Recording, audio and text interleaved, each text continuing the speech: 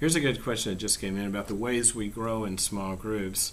Someone asks, what do we need to teach group leaders to foster the kind of environment where people can do the surgery of their hearts and minds and souls that needs to happen?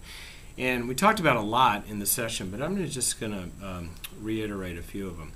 The first one is to talk about, with the group, to talk about what creates safety. When you have a discussion around a circle and say, we want to be a place that is safe to talk about life and your struggles and the ways in which you want to grow, but to do that, we've got to be a safe place. What creates that for you? And then people will begin to actually share, and you've already started the process, right? They'll actually share what feels safe to them and what doesn't. And they'll share experiences. I would ask them about, in past groups you've been in, what didn't feel safe and what would you like for us to do? So you get the discussion started. The second thing is that safety comes from creating very clear expectations. One of the things we know from group research of all kinds is that groups have better outcomes when they know what's expected for them to do.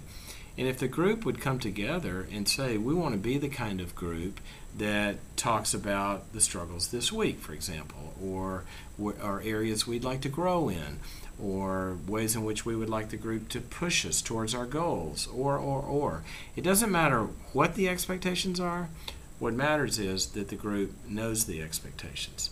Then I think another one of the big things that creates safety is the modeling that those who are sort of the drivers of this growth process in a group are able to do.